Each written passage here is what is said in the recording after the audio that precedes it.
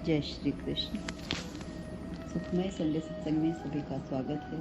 श्री गुरुदेव श्री कृष्ण को याद करते हुए शुरू करते हैं आज का सत्संग। प्रभु की कृपा अनंत, हरि अनंत, हरि कथा अनंता। भजई सुनहि गावई, बहु विधि सब संता। बहुत तरीके से लोग गुणगान करते हैं, बहुत विधियां हैं, बहुत प्रकार हैं, बहुत तरह तरह से सबने अपने अपने भावों को प्रकट किया।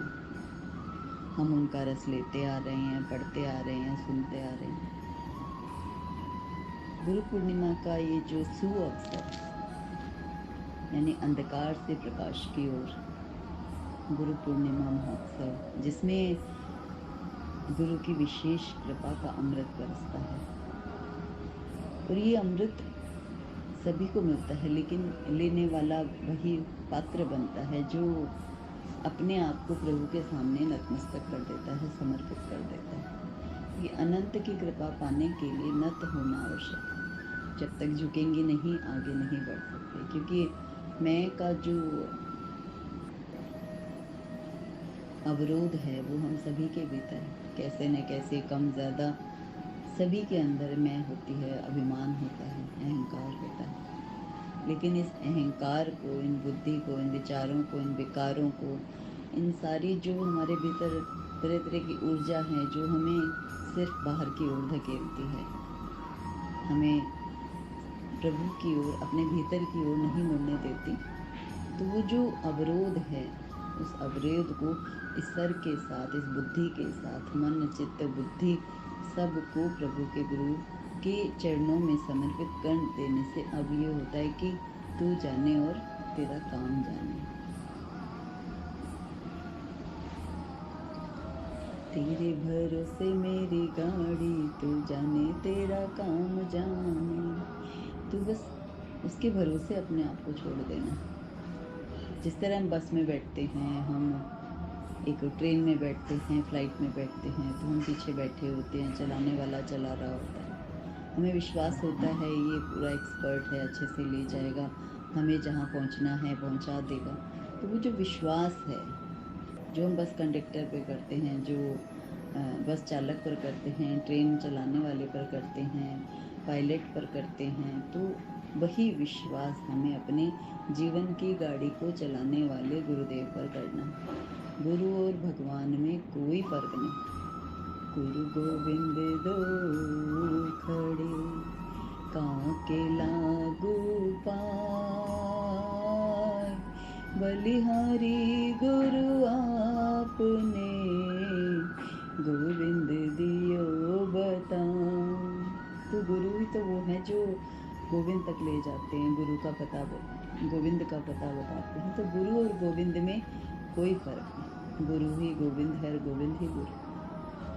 जब हम प्रभु के मार्ग पर चलना चाहते हैं, उनका नाम सुमरन करना शुरू करते हैं, सत्संग भजन करते हैं, कीर्तन करते हैं, तो प्रभु कृपा करके मनुष्य रूप में स्वयं ही गुरु के रूप में हमारे समक्ष आ जाते हैं। गुरु को कब ढूंढना पड़ता है? गुरु तो खींचे चले आते हैं, भक्त के प्यास पर पहुंच जाते हैं। गुरु के गोविंद के आदेश पर शिष्य के पास शिष्य बनने का प्रयास करना है। शिष्य बनने की इच्छा जागृत होते ही, गुरु की जीवन में प्रतीक्षा आते ही गुरु समक्ष आ जाते हैं, उनकी कृपा बरस जाती है। जीवन में ज्ञान का समावेश होता है, पवित्रता, सरलता, सहजता, सकारात्मकता, आत्मविश्वास, दृढ़ता सब आ जाता है, श्रद्धा आ जाती है, भाव आ जाता है। क्योंकि कृष्ण तो सदैव ही माखन का भोग लगाते हैं, परंतु जो हम दही छाछ से बनाते हैं वो माखन तो अपनी जगह है, लेकिन प्रभु तो मन के भावों को मथ कर जो भावों का मक्खन निकलता है उसका भोग लगाते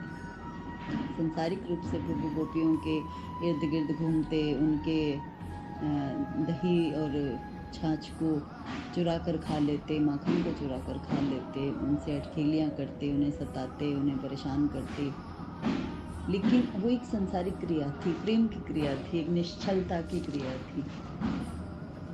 उसके जरिए भी प्रभु हमें बताते हैं कि तुम किसी भी जाति की हो, किसी भी वर्ण के हो, तुम महिला हो, तुम स्त्री हो, तुम पढ़े लिखे हो, नहीं पढ़े लिखे हो, बुजुर्ग हो, जवान हो, बच्चे हो, किसी भी आयु के कोई भी हो, बस मेरे हो तो मेरे ही हो, मैं तुम्हारा हूँ। अपनापन हमें प्रभु से जोड़ देता है, प्रभु से इतना समीप कर देता है कि हर पल हमें उनकी अनुभूति होती है। बार बार हर शास्त्र में, हर कथा में, हर सत्संग में संतों के मुख से हम यही सुनते हैं कि प्रभु से अपनापन करो, प्रभु से प्रेम करो, प्रभु को अपना समझो। जब हम प्रभु को अपना समझते हैं वास्तव में, क्योंकि जो मन है इसको ईश्वर में लगाना बहुत इजी नहीं है, बहुत सबसे टिपिकल काम है इसको प्रभु की ओर चलाना, क्योंकि ये बार बार संसार की ओर दौड़ता है। जैसे हम किसी बाज़ार में जाते हैं शॉपिंग करने के लिए, सामान खरीदने के लिए, हमारे साथ छोटे बच्चे होते हैं, तो वो बार बार कुछ ना कुछ ऐसे ये ले लूँ वो ले लूँ ऐसा प्रयास करते हैं, लेकिन माँ जो होती है, पिता जो होते हैं, वे उसे कोई भी गलत चीज़ नहीं दिलाते। उन्हें पता है कि इससे बच्चे को चोट लग जाएगी, इसका नुकसान होगा। वैसे ही ये चंचल मन बालपन में जैसे हम शरारत करते हैं या जैसे इधर उधर भागते हैं, वैसे ही ये मन बाल सुलभ क्रियाएं करता रहता है और संसार की चकाचौंध से प्रभावित कभी किधर भागता है, कभी किधर भागता है, कभी किधर भागता है। तो खास तौर पे जब हम पूजा करने बैठते हैं, ध्यान करने बैठते हैं, तब तो ये मन टिकता ही नहीं, भागता ही रहता है। 1 मिनट, 1 क्षण, 1 पल, 1 सेकंड में ये पूरे संसार का चक्कर लगा लेता है। तो इस मन को विश्राम गुरु चरणों में मिलता है। गुरु के समक्ष बैठते ही मन राम राम राम राम, हरे राम राम राम हरे हरे, हरे कृष्ण कृष्ण कृष्ण हरे हरे करने लगता है। हरे कृष्ण मेरे कृष्ण जपने लगता है। तो ये मन की जो शांति की अवस्था जहाँ भी प्रतीत होती है, वहीं हमारे गुरु प्रकट हो जाते हैं। हम तीर्थ जाएं ना जाएं, पूजा कर पाएं ना कर पाएं, मंदिर जाएं ना जाएं, कुछ भी कर पाएं या ना कर पाएं, लेकिन हमारे मानसिक भावों में, हमारे हृदय की धड़कनों में प्रभु का नाम अवश्य ही होना चाहिए। क्योंकि हाथ पैरों से हम कुछ कर पाएं ना कर पाएं, लेकिन अगर हम अपने सांसों की सरगम को प्रभु के नाम के साथ जोड़ देते हैं तो उसमें एक अलग ही दिव्य आनंद की अनुभूति होती है।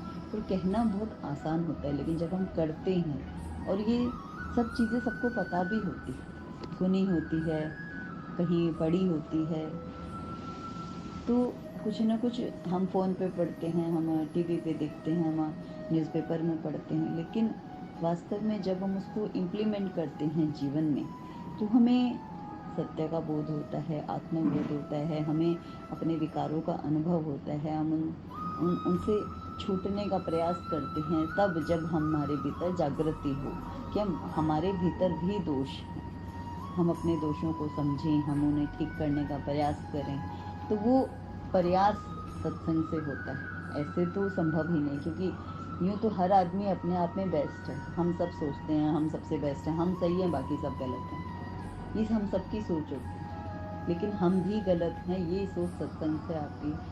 जब हम अपनी ओर देखते हैं, अपने दोषों को देखते हैं या गुरु के समक्ष जाते हैं, तो हमें पता चलता है कि हम तो बहुत पीछे हैं, हमने कुछ भी नहीं किया, पूरा जन्म ऐसे ही निकाल दिया, इतनी उम्र निकल गई, हमने भजन के नाम पर, नाम जप के नाम पर कुछ नहीं किया।